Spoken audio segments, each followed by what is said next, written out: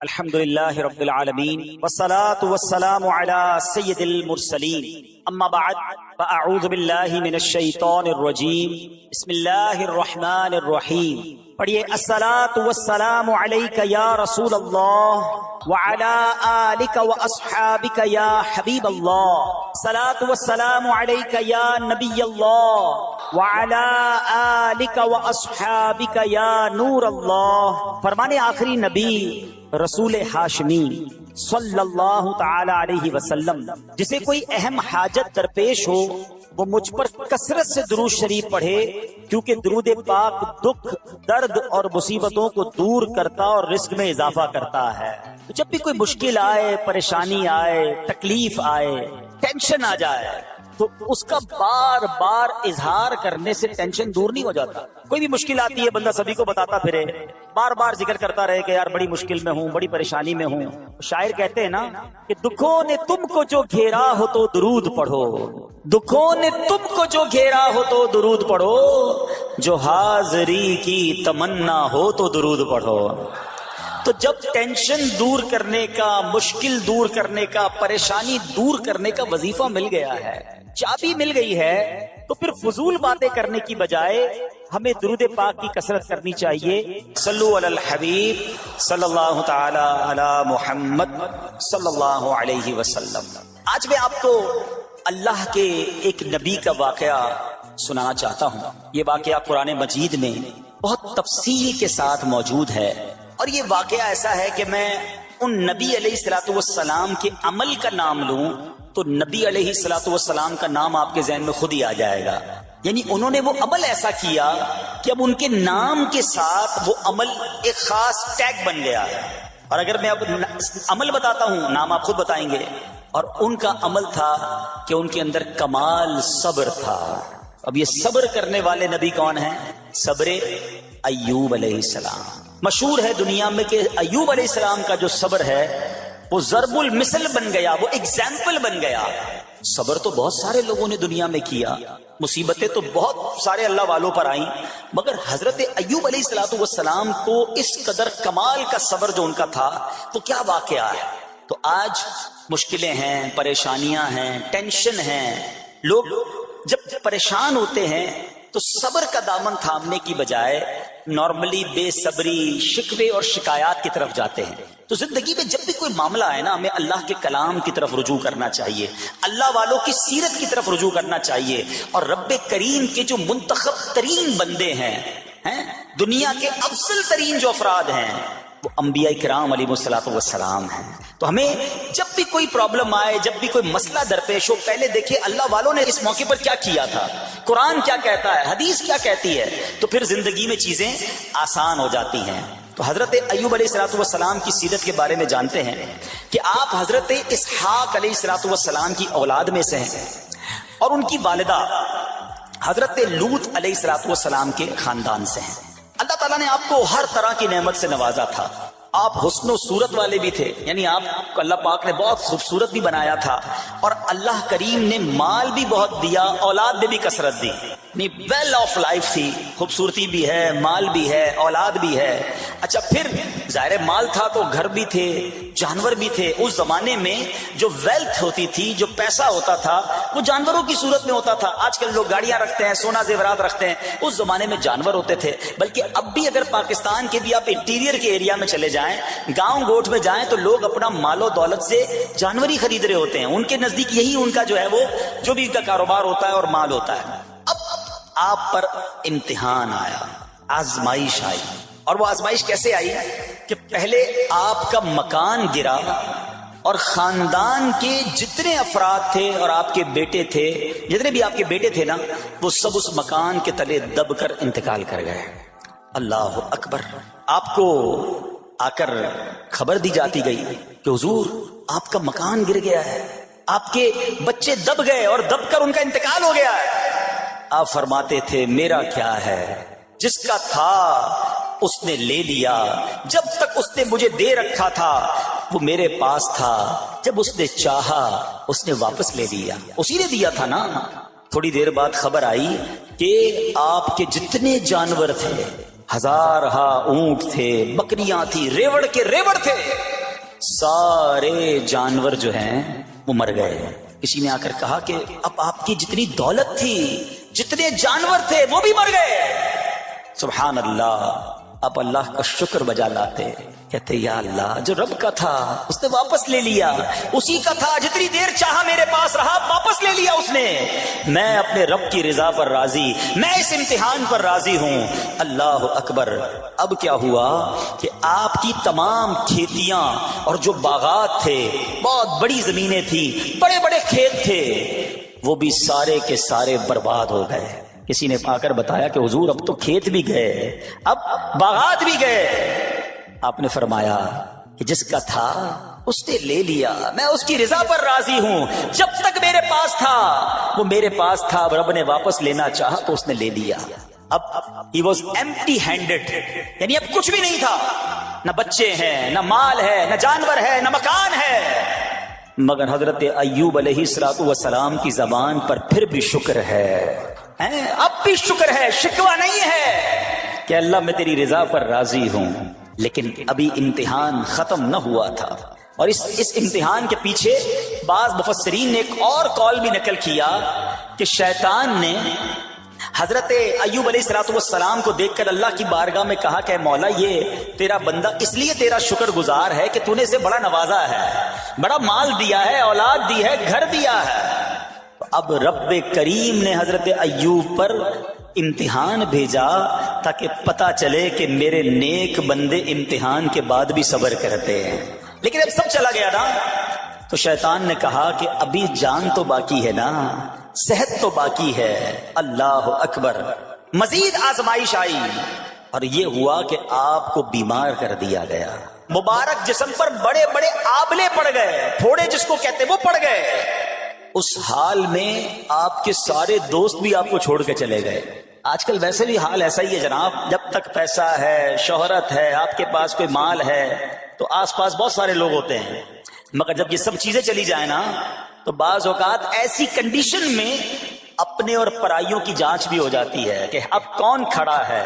دوستی مال کے لیے تھی، دوستی شہرت کے لیے تھی، دوستی منصب کے لیے تھی، یا کسی کی ذات سے واقعی خالص دوستی تھی؟ اب کیا ہوا، آپ کے سارے رشتہ دار، سارے دوست بھی دور چلے گئے، سوائے آپ کی فرما بردار زوجہ تھی جن کا نام تھا رحمت بن افراہیم، اور یہ حضرت یوسف علیہ السلام کی پوتی بھی تھی، اللہ کے نبی کی آل سے تھی، وہ آپ کی خدمت کرتی رہی۔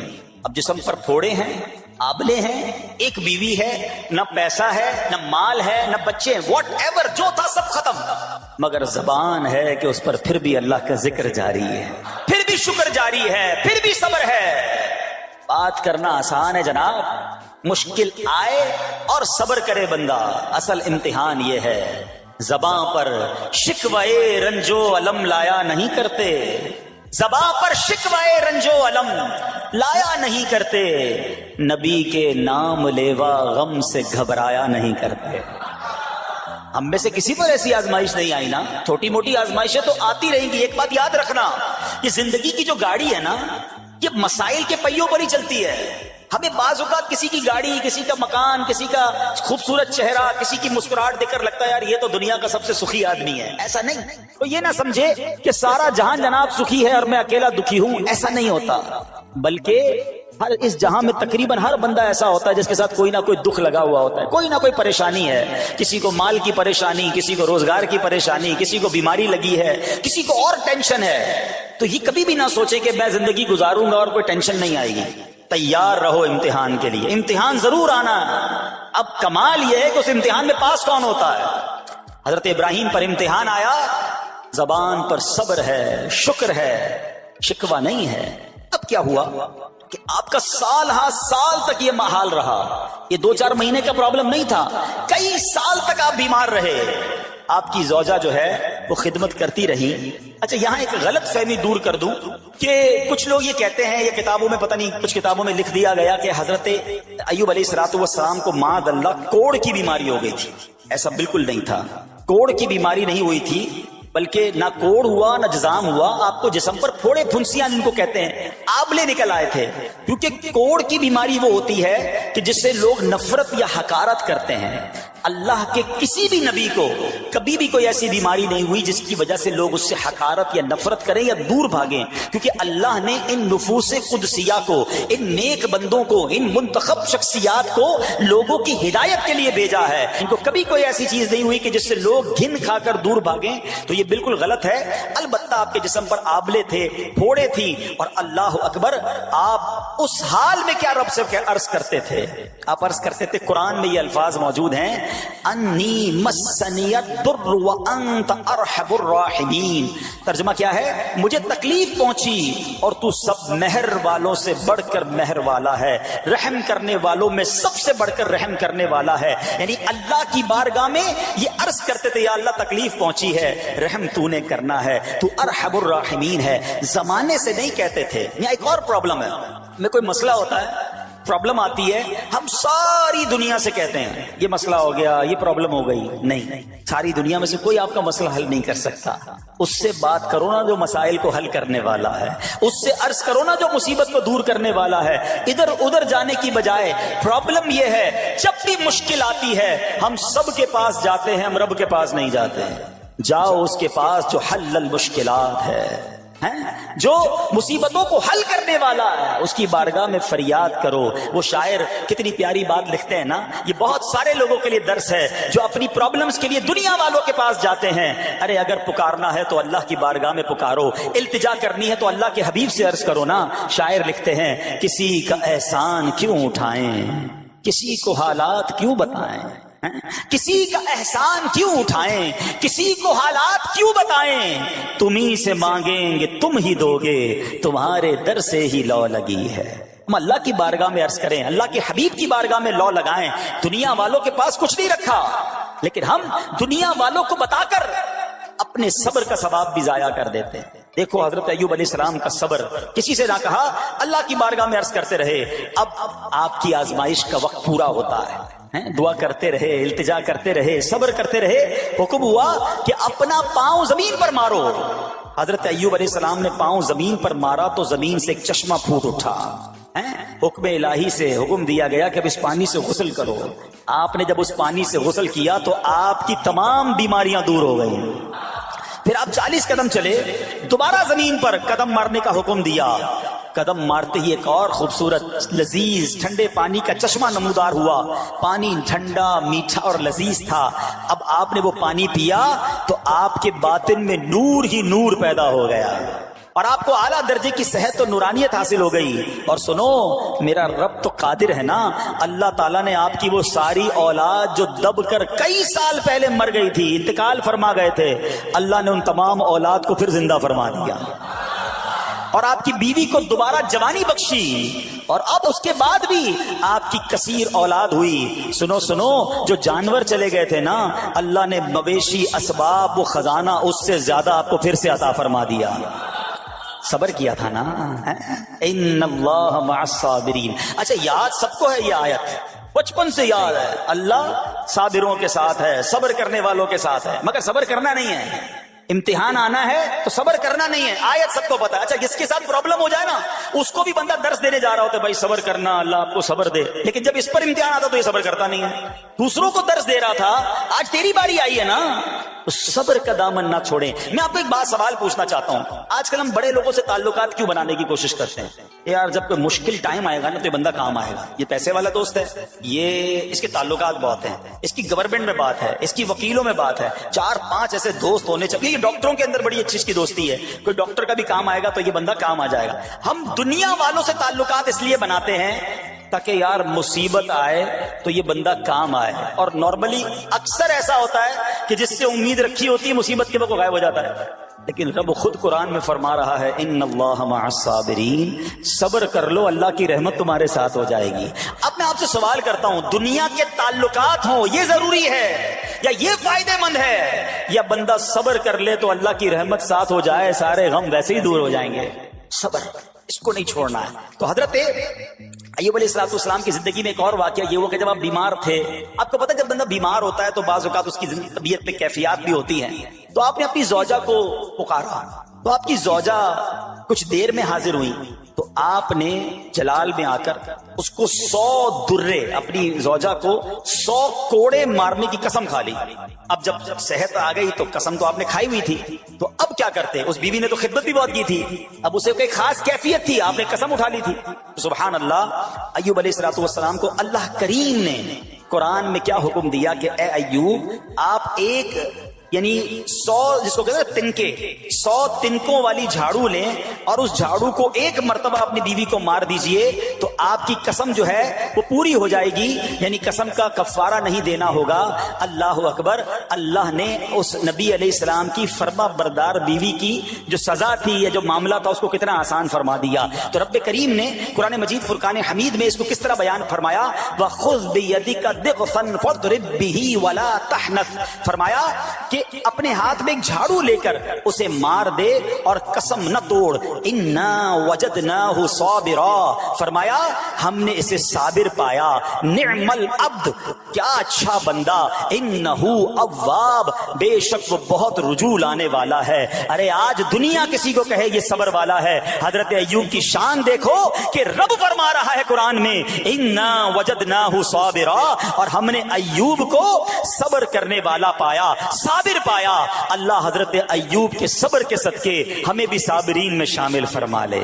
اللہ اکبر، سبحان اللہ۔ اور رب کریم نے جو اواب فرمایا، علماء کہتے ہیں کہ یہ اواب کے لاجواب خطاب کو جو آپ کے سر مبارک پر ایک تاج کی طرح رکھ دیا گیا، کیونکہ اواب کے معنی کیا ہے؟ انہو اواب، بے شک وہ بہت رجوع لانے والا ہے۔ اللہ اکبر، صبر کیا تو رب نے کیسے کیسے القاب جو ہیں وہ قرآن میں عطا فرمائے۔ یہاں ایک اور بات بھی سیکھنے والی ہے کہ حضرت ایوب علیہ السلام کے صبر کا کمال یہ ہے کہ قرآن میں ذکر آ گیا، اب صبح قیامت تک حافظ تلاوت کریں گے، تراویح میں قرآن پڑھا جائے گا، جب بھی قرآن کی تلاوت دنیا کے کونے کونے میں کی جائے گی، قیامت تک حضرت ایوب کے صبر کا ذکر ہوتا رہے گا۔ جب آپ صبر کرتے ہیں اللہ رسول کو راضی کر لیتے ہیں، اللہ ان ناموں کو بلند فرما دیتا ہے۔ بہرحال میرے پیارے اسلامی بھائیوں، اب یہاں تھوڑا سا ایک شرعی مسئلہ بھی سمجھ لیں۔ بعض اوقات کہ آپ لفظ سنتے ہیں ہیلا، اچھا کچھ لوگ جب یہ لفظ ہیلا سنتے ہیں تو کنفیوز ہو جاتے ہیں، یار یہ کیا، ایک کام کرنا تھا اس کو ایک اور طریقے سے کر دیا، ہمیں سمجھ نہیں آ رہا، عجیب عجیب سی لوگ باتیں کرتے ہیں۔ سبحان اللہ، علماء فرماتے ہیں پہلے ہیلے کا مسئلہ سمجھ لیں۔ فتاوی عالمگیری میں ہے جو ہیلا کسی کا حق مارنے یا اس میں شبہ پیدا کرنے یا باطل ذریعے سے فریب دینے کے لیے کیا جائے وہ مکروہ ہے، اور جو ہیلا اس لیے کیا جائے کہ آدمی حرام سے بچ جائے یا حلال کو حاصل کر لے وہ اچھا ہے۔ انما الاعمال بالنیات، غلط نیت سے ہیلا کہ کسی کا حق دبا لوں یا ماد اللہ زکوٰۃ ادائی نہ کرنی پڑے، اللہ کو کوئی دھوکہ نہیں دے سکتا، اللہ دیکھ رہا ہے کہ اس کی نیت کیا ہے۔ لیکن ہیلا اس لیے ہے کہ حرام سے بچ جائے، حلال حاصل کر لیا جائے، تو اس کی جو جواز کی صورتیں ہیں علماء نے فرمایا یہ آیت اس میں دلیل ہے، اور آیت کیا تھی؟ وَخُذْ بِيَدِكَ ضِغْثًا فَاضْرِب بِهِ وَلَا تَحْنَثْ، اور فرمایا اپنے ہاتھ سے ایک جھاڑو لے کر اسے مار دو اور قسم نہ توڑو۔ قسم تو 100 کوڑے مارنے کی تھی، اللہ کریم نے آسانی کا راستہ بتایا۔ ہاں ایک بات یاد رہے، یہ بڑی امپورٹنٹ بات کرنے جا رہا ہوں کہ مفتیان کرام، قابل اعتماد مفتیان کرام سے رہنمائی لے کر ہم جیسے لوگوں کو، عوام الناس کو کوئی ہیلا اپنے طور پہ نہیں کر لینا چاہیے۔ ہاں، کیونکہ بعض ہیلوں کی شرعی طور پر اجازت نہیں ہوتی، اور بعض اوقات ہیلا کرنے میں ایسی غلطی لوگ کر جاتے ہیں جن کی وجہ سے ہیلا ہوتا ہی نہیں ہے۔ تو یہاں صرف آپ کو دلیل بتانا تھا، باقی اگر کسی قسم کا کوئی شرعی ہیلا کرنا ہے تو قابل اعتماد مفتیان کرام سے رجوع کیا جائے۔ سبحان اللہ۔ اب حضرت ایوب علیہ السلام کے صبر کی بات ہوئی ہے نا، اللہ نے پتہ ہے آپ کو کتنا مقام عطا فرمایا کہ نبی کریم صلی اللہ تعالی علیہ وآلہ وسلم نے ارشاد فرمایا حضرت ایوب لوگوں میں سب سے بڑھ کر عالم، صابر اور غصہ پینے والے تھے۔ حضرت ابن مسعود رضی اللہ تعالیٰ عنہ سے مروی ہے کہ حضرت ایوب علیہ السلام قیامت کے دن صبر کرنے والوں کے سردار ہوں گے۔ ہاں، صبر کرنے والوں کے بھی سردار ہوں گے۔ اچھا بعض اوقات ہوتا کیا ہے، اچانک کوئی پرابلم آ گئی، کہیں آگ لگ گئی، گاڑی میں نقصان ہو گیا، پیسے چوری ہو گئے، موبائل چوری ہو گیا، کوئی چیز میں نقصان ہو گیا، کاروبار میں نقصان ہو گیا، صحت خراب ہوئی، بندہ کہتا ہے یار یہ میرے ساتھ کیوں ہوا ہے، میں نے ایسا کیا کیا ہے۔ بعض اوقات زبان سے شکوے، شکایت حالانکہ قرآن مجید فرقان حمید نے تو پہلے ہی ہمیں بتا دیا ہے. ہمارا پرابلم پتہ ہی کیا ہے؟ ہم بہت ساری باتیں جانتے ہیں دنیا کی، قرآن و حدیث پڑھتے نہیں ہیں، تو مینٹلی پریپیئرڈ نہیں رہتے. آپ کو پہلے ہی پتا ہو کہ یار گرمیاں آنے والی ہیں، تو اچانک گرمیاں آئیں گی تو پریشان نہیں ہوں گے نا. آپ کو پتا تھا جون جولائی میں گرمی ہوتی ہے، بھائی سردیاں نہیں ہوتی. آپ پنکھا بھی تیار رکھتے ہیں، ٹھنڈا پانی کا انتظام بھی رکھتے ہیں، گرمی کے وقت باہر کم نکلتے ہیں. اور سردیاں آتی ہیں آپ کو پہلے ہی پتا ہوتا ہے، رضائی تیار کر لیتے ہیں، سویٹر نکال لیتے ہیں. ایسا نہیں ہوتا کہ صبح اٹھتے تو 40 ڈگری ہوتا ہے، دوسرے دن اٹھتے تو 5 ڈگری ہوتا ہے. بندہ کہ یار آج ٹھنڈ کی ہو گئی، کل گرمی کی ہو گئی. مینٹلی پریپیئرڈ جب بندہ ہوتا ہے تو وہ تیار ہوتا ہے. اگر جو قرآن پڑھنے والا ہے، حدیث پڑھنے والا ہے، اس کو تو پہلے ہی مینٹلی پریپیئرڈ ہونا ہے. کیوں؟ قرآن کا وعدہ ہے نا، قرآن کا اعلان سنو. اللہ کریم قرآن مجید میں کیا ارشاد فرماتا ہے؟ بسم اللہ الرحمن الرحیم وَلَنَبْلُوَنَّكُمْ بِشَيْءٍ مِّنَ الْخَوْفِ وَالْجُوعِ وَنَقْصٍ مِّنَ الْأَمْوَالِ وَالْأَنفُسِ وَالثَّمَرَاتِ وَبَشِّرِ الصَّابِرِينَ. اور ضرور ہم تمہیں آزمائیں گے. کیا فرمایا؟ ضرور آزمائیں گے، تیار رہو. دیر از ایگزامینیشن.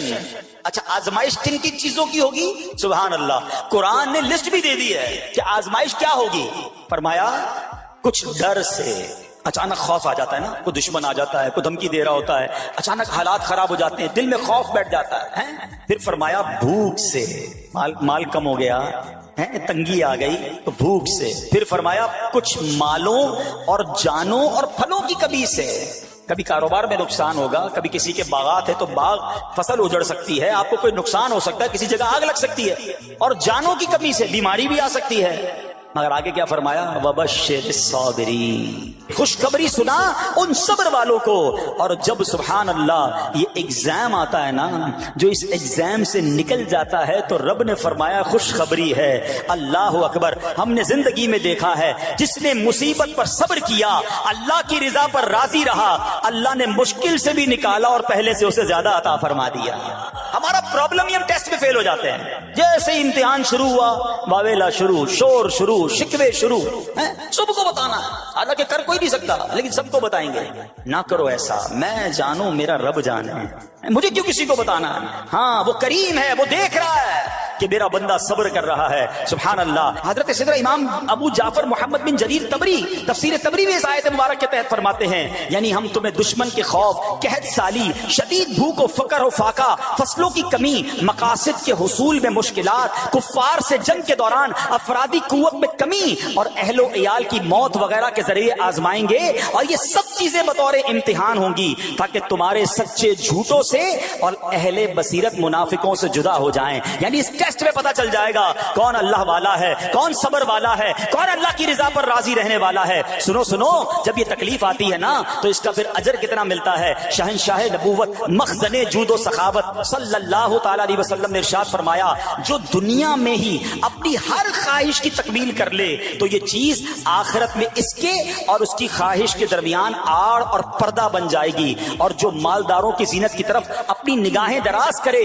تو وہ آسمان والوں کے سامنے بے عزت ہو جاتا ہے. اور جو شدید بھوک پر صبر کرے اللہ عز و جل اس کو جنت الفردوس میں جہاں چاہے گا ٹھکانہ عطا فرمائے گا. ہاں، ہر چیز پوری ہو جائے، جو چاہیے وہ مل جائے، یہ نہیں ہونا چاہیے. کچھ نہ کچھ آزمائشیں آئیں گی، اور اگر سب ادھر مل گیا تو ادھر پھر کیا ملے گا. ہم اللہ سے یہ دعا کرتے ہیں کہ ادھر بھی عطا فرمائے، ادھر بھی محروم نہ کرے. ہاں، ہمیں ڈرتے بھی رہنا چاہیے کہ یار میں جو مانگتا ہوں ادھر مل جاتا ہے، کہیں وہاں محروم نہ رہ جاؤں. تو آزمائش آئے تو صبر کرنا چاہیے، اللہ کی رضا کے طور پر زندگی گزارنی چاہیے. ایک بار نبی پاک علیہ السلام انصار کے پاس تشریف لے گئے تو فرمایا کیا تم مومن ہو؟ بڑا کمال کا سوال جواب ہے، ذرا غور کیجئے. ہمارے پاس بھی کوئی آ کر کہے کہ کیا تم مومن ہو تو ہم کیا جواب دیں گے؟ صحابہ خاموش رہے. سیدنا فاروق اعظم نے کہا حضور ہاں ہم مومن ہیں. شاید ہمارا بھی جواب یہی ہوگا ہم مومن ہیں. مگر اگلا سوال سنو نبی پاک علیہ السلام کا. فرمایا کہ اگر تم مومن ہو تو تمہارے ایمان کی علامت کیا ہے؟ ہاں، اب ہم سے کوئی یہ سوال کرے تو ہم جواب کیسے دیں گے؟ بھائی تم کہہ رہے ہو مومن ہیں، واٹ از دا سمٹمز؟ کوئی نشانی، کوئی علامت تو بتاؤ نا. اب یہ سوال کرنے والے کون ہیں؟ پیارے آقا صلی اللہ تعالی علیہ وسلم. صحابہ سامنے بیٹھے ہیں. ارشاد فرمایا مومن ہو تو علامت کیا ہے؟ کیا شاندار جواب دیا کہ صحابہ کرام نے کہ ہم جب فراخی کی حالت ہوتی ہے نا، آسانی ہوتی ہے تو ہم شکر ادا کرتے ہیں. جب آزمائش آتا ہے، کوئی پرابلم آتی ہے، ہم صبر کرتے ہیں اور اللہ کے فیصلے پر راضی رہتے ہیں. نبی اکرم علیہ الصلوۃ والسلام نے جواب میں کیا فرمایا؟ رب کعبہ کی قسم تم مومن ہو۔ تو پتہ یہ چلا کہ مومن ہونے کی نشانی یہ ہے کہ جب اچھے دن آئیں تو شکر کرے، اور مشکل کے دن آئیں تو اللہ کی رضا پر، اللہ کے فیصلوں پر راضی رہے، صبر کرے۔ اب آؤ سوال کرتے ہیں، اچھے دن آتے تو ہم کیا کرتے ہیں؟ ارے بھائی میں تو انتظار میں تھا، تھوڑے پیسے آئیں تو فلاں عیاشی کروں، فلاں گناہ کروں، تھوڑے پیسے تھے تو وہ کام ہی نہیں کر پا رہا تھا، اب تو موقع لگا ہے، اب تو دن آئے ہیں۔ معاذ اللہ، جس کو اللہ نعمتیں دیتا ہے، فراخی دیتا ہے، تو وہ اللہ کی نافرمانی میں لگ جاتا ہے، اور جب اس کو کوئی آزمائش بھیجتا ہے تو وہ ناشکری کہہ کر، بلکہ بعض اوقات تو کفریہ کلمات منہ سے نکال کر ایمان سے بھی ہاتھ دھو بیٹھتا ہے۔ ایسا نہیں ہونا چاہیے۔ عقل مند وہ ہے، یاد رکھنا کہ رب جتنی عطائیں بڑھائے ہم اتنے سجدے بڑھائیں، ہم اتنے صدقے بڑھائیں۔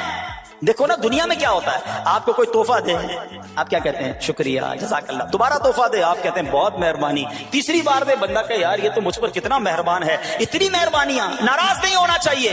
جو تمہیں دنیا میں 2-4 تحفے دے دے، تم اسے ناراض نہیں کرنا چاہتے۔ جب سے میں پیدا ہوا، جب سے وہ نواز رہا ہے، وہ ناراض نہ ہو جائے اس کا کوئی خیال نہیں، وہ دیے جا رہا ہے۔ ہم تو دیکھتے ہیں نا، بندہ غریب ہوتا ہے، تھوڑے گناہ، جیسے جیسے امیر ہوتا گیا اس کے پر پرزے نکلنا شروع ہو جاتے ہیں، مسجد سے دور، نمازوں سے دور، معاذ اللہ حرام کاموں میں پڑ جاتا ہے۔ ارے اللہ کے بندے، تجھے رب نواز رہا ہے، تیرے تو سجدے بڑھنے چاہیے تھے، لیکن ہوتا کیا ہے؟ وہ عطائیں بڑھاتا ہے، لوگ خطائیں بڑھاتے ہیں۔ نہ کرو ایسا۔ جب فراخی ہو، جب اللہ کی طرف سے آسانی ہو تو شکر ہو، اور جب آزمائش آئے تو صبر ہو۔ یہی مومن کی نشانی ہے، اور اللہ سے دعا کرتے ہیں کہ اللہ کریم ہمیں اپنے شکر گزار اور صبر کرنے والے بندوں میں شامل فرما لے۔ اور یقین کریں، صبر کا جو پھل ہے نا، وہ کہتے ہیں نا صبر کا پھل میٹھا، او ہو بالکل ٹھیک تھا، بلکہ بہت میٹھا ہے۔ سنو، اللہ عز و جل فرماتا ہے کہ جب میں کسی بندے کو بیماری میں مبتلا کروں، ہو سکتا ہے یہاں بھی میرا کوئی بھائی بیمار بیٹھا ہو، مدنی چینل کے ناظرین میں سے کوئی بیمار بیٹھا ہو، دیکھو بیماری آئے نا، شکوہ مت کرنا، صبر کرنا۔ فضیلت سنو، حدیث قدسی ہے، اللہ فرماتا ہے جب میں اپنے کسی بندے کو بیماری میں مبتلا کروں اور وہ اس پر صبر کرے، کسی سے شکایت نہ کرے، تو میں اس کے گوشت کو اچھے گوشت سے اور اس کے خون کو اچھے خون سے بدل دیتا ہوں۔ پھر اگر اسے شفا دیتا ہوں تو ایسی شفا دیتا ہوں کہ اس کے نامہ اعمال میں کوئی گناہ نہیں رہتا، اور اگر میں اسے دنیا سے اٹھا لوں تو اسے اپنی رحمت کاملہ کے سائے میں لے جاتا ہوں۔ ارے کمال ہو گیا، بیماری آئی، بیماری جب جاتی ہے تو گناہوں سے بھی پاک کر کے جاتی ہے۔ صرف ایک ہی تو کنڈیشن ہے، صبر کرنا۔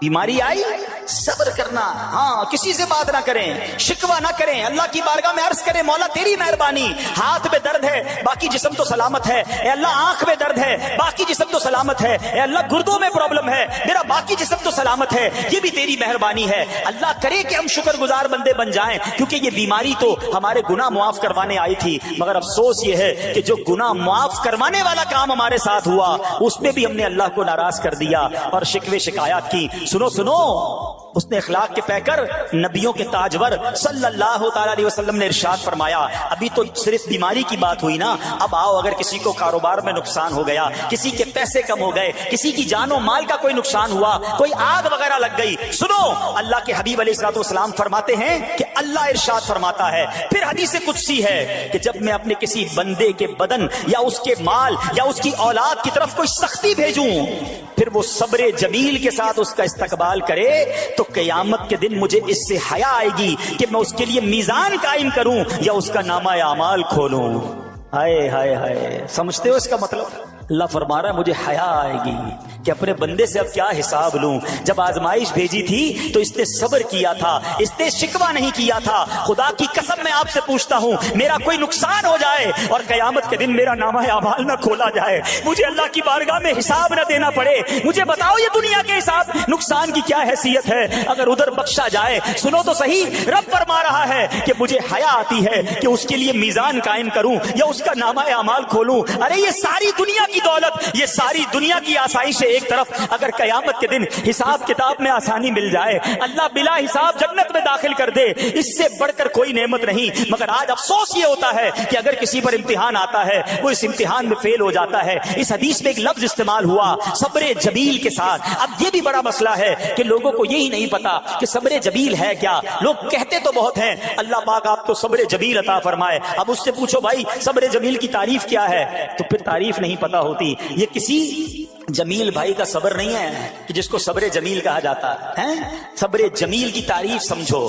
علماء کہتے ہیں کسی مصیبت زدہ اور غیر مصیبت زدہ کو برابر میں دیکھو، مگر دونوں میں کوئی فرق نظر نہ آئے، یعنی چہرہ بھی نہ بتائے کہ وہ کسی مشکل میں ہے، اس کی عادتیں بھی نہ بتائیں کہ وہ کسی پرابلم میں ہے، یعنی اس کو دیکھ کر پتہ ہی نہ چلے کہ وہ بڑی مشکل میں ہے۔ فرمایا یہ ہے صبر جمیل۔ مگر آج ہمارا حال یہ ہے، ہمارا چہرہ بتا دیتا ہے بھائی خیر تو ہے، بڑی ٹینشن میں ہو، ہاں یار کیا کروں بس موبائل ٹوٹ گیا، ارے بھائی بڑی چہرے پہ بڑی ہوائیاں اڑ رہی ہیں، بس کیا کروں جناب آج 5,000 روپے کھو گئے۔ 5,000 روپے کھو جائیں، چھوٹا سا نقصان ہو جائے، ہمارا چہرہ بتا دیتا ہے کہ ہمارے ساتھ کوئی معاملہ ہوا ہے۔ صبر جمیل یہ ہے کہ دیکھ کر کوئی پہچان ہی نہ سکے کہ یہ بندہ کتنی مشکل میں ہے، چاہے اندر کتنی تکلیف میں ہو، دنیا والوں کو نہ بتائے کیونکہ وہ رب کا بندہ ہے، وہ اللہ کی بارگاہ میں فریاد کرے۔ یہ صبر جمیل ہے اور اللہ اسے ہم سب کو نصیب فرمائے۔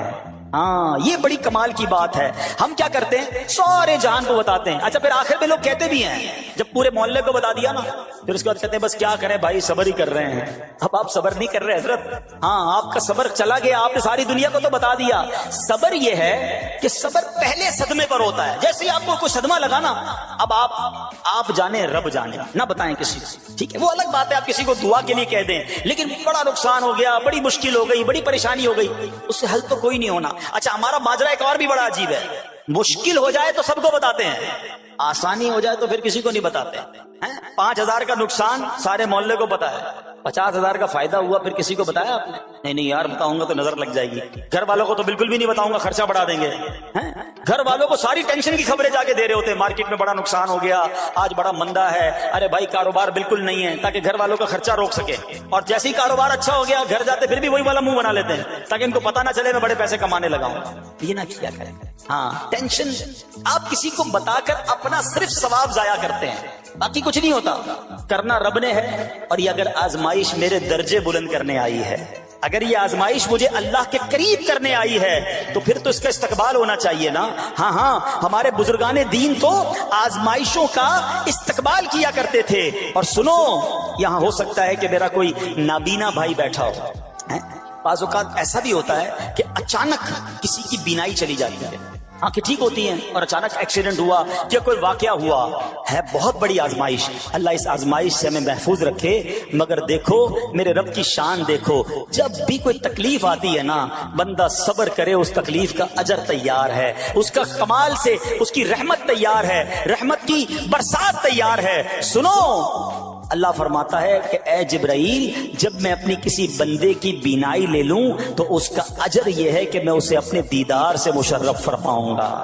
ہاں آنکھیں گئی ہیں مگر اللہ فرماتا ہے میں اپنا دیدار کرواؤں گا، بس صرف صبر کرنا ہے۔ اسی طرح میرے پیارے اسلامی بھائیوں، بعض لوگوں کے یہاں بچے کا انتقال ہو جاتا ہے، چھوٹے چھوٹے بچوں کا انتقال ہو جاتا ہے، یا بعض اوقات پیدائشی بچہ مرا ہوا ہوتا ہے پیدا، اس کا انتقال ہو جاتا ہے، یا بعض اوقات ولادت سے پہلے ہی بچہ ضائع ہو جاتا ہے، بہت شور، بڑا واویلا، بڑا رونا پیٹنا گھروں میں ہوتا ہے۔ مت کیا کرو ایسا، یقین کریں یہ بہت بڑا انعام تمہیں ملنے جا رہا ہے۔ ایسا نہ ہو یہ رونا پیٹنا، یہ بے صبری، یہ اللہ کی بارگاہ میں شکوے شکایات، اتنے بڑے تم اجر سے محروم رہ جاؤ۔ سنو اللہ کے آخری نبی صلی اللہ تعالی علیہ وسلم نے فرمایا جس مسلمان جوڑے کے 3 بچے انتقال کر جائیں اللہ عز و جل ان بچوں پر فضل و رحمت کرتے ہوئے ان دونوں یعنی ماں باپ کو جنت میں داخل فرمائے گا۔ صحابہ کرام نے عرض کی کسی کے 2 بچے، فرمایا 2 بچے بھی، پھر عرض کی اور 1، فرمایا 1 بھی،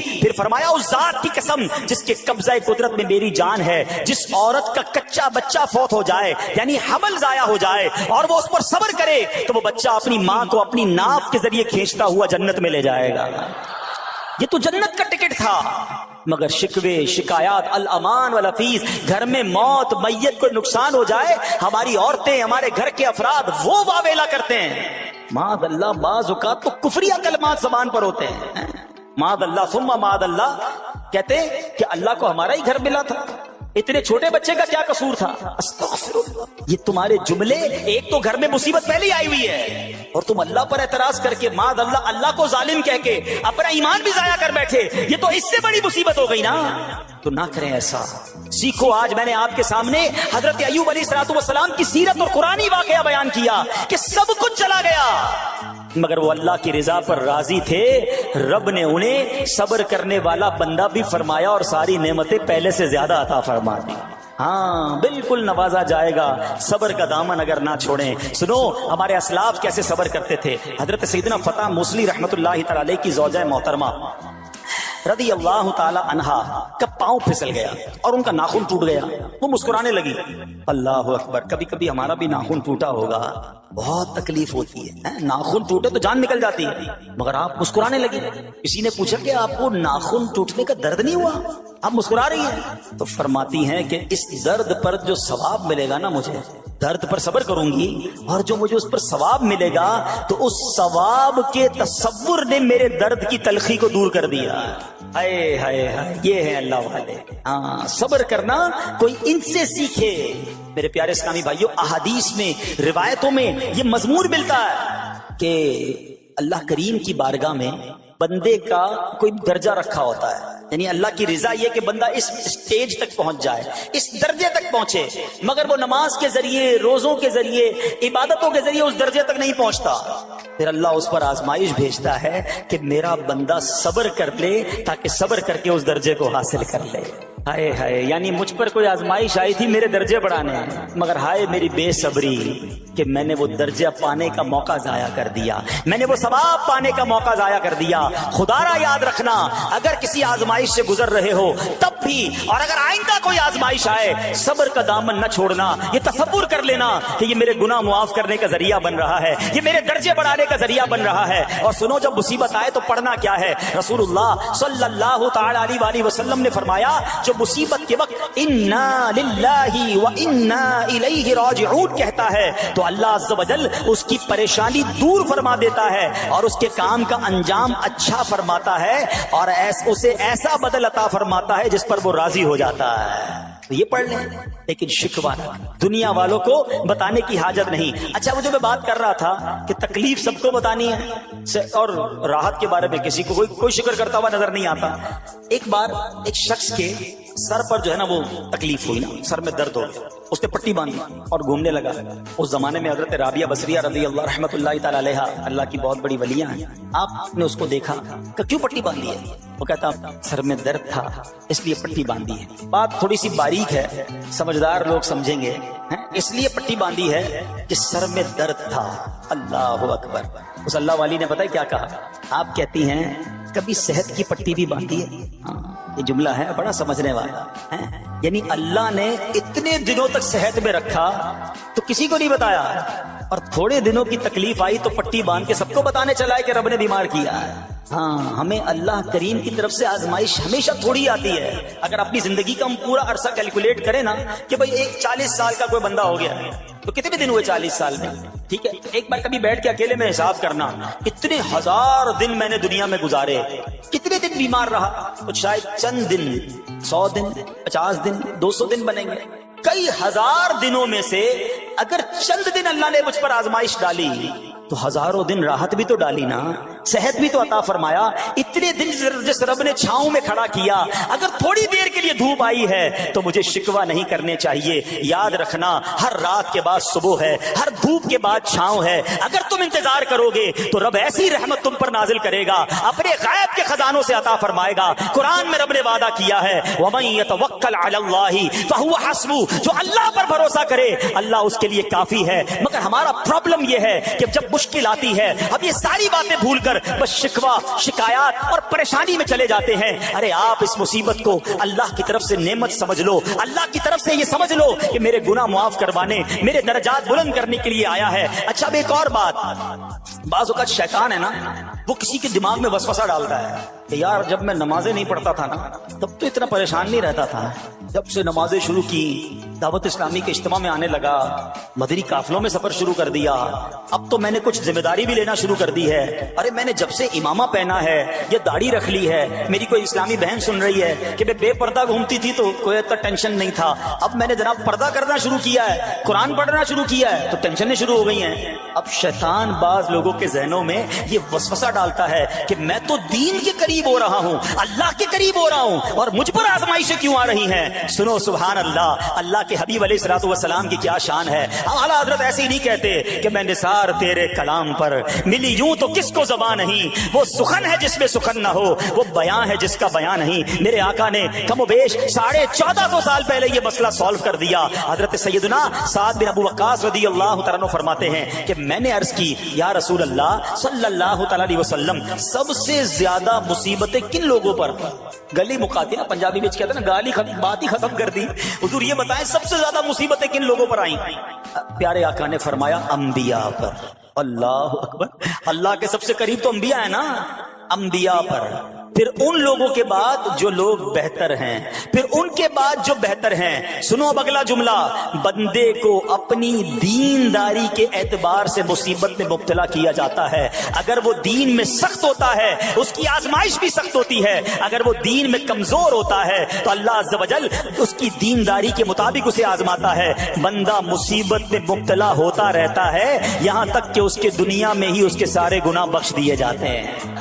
گویا اللہ کی یہ رحمت ہے کہ بندہ بڑا نیک ہو رہا ہے، رب چاہتا ہے کہ اس بندے پر آزمائش بھیجوں، میرا نیک بندہ صبر کرے، اس کے گناہ معاف ہو جائیں اور میرے پاس آئے تو اس کو جنت میں داخل کر دوں۔ اللہ اکبر۔ اے پیارے اسلامی بھائیو، یاد رکھنا، اب جو میں نے ایک سوال قائم کیا تھا نا کہ یار میں تو دین کے قریب، میں تو اللہ کے قریب ہونے کی کوشش کر رہا ہوں اور ایک کے بعد ایک آزمائش آ رہی ہے، یہ کیا ہے؟ اب ایک اور حدیث سن لو، سبحان اللہ۔ حضرت سیدنا انس رضی اللہ تعالیٰ عنہ سے روایت ہے، سرکار والا تبار، ہم بے قصوں کے مددگار، شفیع روز شمار، دو عالم کے مالک و مختار صلی اللہ تعالی علیہ وآلہ وسلم نے فرمایا، جب اللہ عز و جل کسی بندے سے محبت فرماتا ہے، سننا ذرا غور سے، اللہ عز و جل جب اپنے کسی بندے سے محبت فرماتا ہے یا اسے اپنا دوست بنانے کا ارادہ فرماتا ہے تو اس پر آزمائشوں کی بارش فرما دیتا ہے۔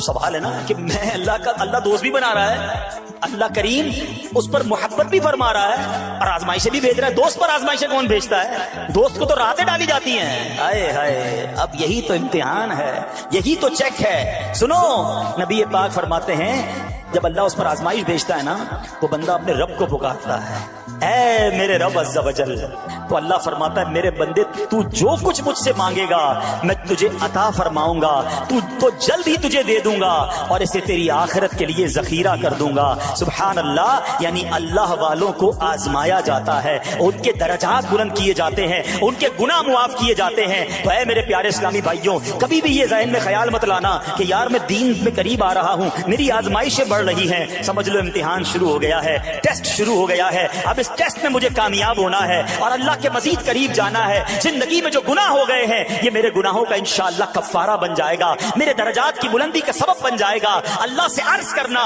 اے مولا میں تیری رضا پر راضی، میں تیرے فیصلوں پر راضی، اب تک جو دیا تھا تو نے دیا تھا، یہ سب کچھ تیرا ہے، اے رب جب تو واپس لے گا میں اس پر راضی۔ جب یہ ثابت قدمی نصیب ہو گئی پھر دیکھو غیب کے خزانوں سے کیسا آپ کے دل پر سکینہ اترے گا، پھر کیسا آپ پر رحمتوں کا نزول ہوگا۔ تو اے میرے پیارے اسلامی بھائیوں، مصیبتیں آ چکی اور آنے بھی والی ہیں، پہلے ذہنی طور پر تیار رہنا مگر صبر کرنا۔ یہ چند دنوں کی، چند گھنٹوں کی، چند لمحوں کی مصیبت ہے مگر یہ تمہارے درجات کو بلند کر دے گی۔ رب کریم صبر کرنے والوں کو پسند فرماتا ہے، اور جو میں نے بات کہی تھی کہ صبر بھی کریں اور جب اللہ کریم کی طرف سے راحتیں آ جائیں تو شکر بھی کریں۔ کیا شاندار رب کا قرآن میں فرمان ہے، اللہ فرماتا ہے وَإِذْ تَأَذَّنَ رَبُّكُمْ لَئِن شَكَرْتُمْ لَأَزِيدَنَّكُمْ وَلَئِن كَفَرْتُمْ إِنَّ عَذَابِي لَشَدِيدٌ۔ اللہ قرآن میں فرماتا ہے اور یاد کرو جب تمہارے رب نے اعلان فرما دیا کہ اگر تم میرا شکر ادا کرو گے میں تمہیں اور زیادہ عطا کروں گا۔ ہاں شکر کرو رب اور دے گا، مگر اگلا حصہ سمجھنے والا ہے، اور اگر تم ناشکری کرو گے تو میرا عذاب سخت ہے۔ اللہ نے اپنے عذاب سے بھی ڈرایا ہے اور شکر کرنے کا درس بھی دیا ہے۔ تو بہرحال میرے پیارے اسلامی بھائیوں، اللہ کریم سے میں دعا کرتا ہوں کہ اپنے نیک بندوں کے صدقے، کربلا والوں کے صبر کے صدقے، نبی پاک علیہ الصلوۃ والسلام کے طائف کے میدان میں پتھر کھا کر دعا دینے والے صبر کے صدقے رب کریم ہمیں بھی صبر کی نعمت نصیب فرمائے۔ صرف زبانی نہیں، قلبی طور پر ہمیں صبر کرنے والوں میں شامل فرما لے۔ اگر ہم پر کوئی آزمائش ہے تو رب کریم یہ آزمائش ہمارے گناہوں کا کفارہ بنا دے، ہمارے درجات کی بلندی کا سبب بنا دے۔ دعوت اسلامی کے مدنی ماحول سے اگر ہم وابستہ رہیں گے نا تو ہمیں انشاءاللہ صبر کرنے کا پریکٹیکل جو ہے وہ موقع بھی ملتا رہے گا، کیونکہ صبر کیسے کرنا ہے اس کی کوئی پریکٹس بھی تو ہونی چاہیے نا۔ تو مدنی قافلے جب اس پہ جاتے ہیں نا تو آرام اپنے گھر جیسا نہیں ملتا، کھانا اپنے گھر جیسا نہیں ملتا، بعض اوقات سفر میں تکلیف ہوتی ہے، تو یہ پریکٹیکلی آپ کو صبر کرنے کا موقع ملتا ہے۔ تو اگر آپ واقعی صابرین میں شامل ہونا چاہتے ہیں تو مدنی قافلوں میں سفر اپنا معمول بنائیں۔ اللہ کریم ہم سب کو مدنی قافلوں میں سفر کی توفیق عطا فرمائے۔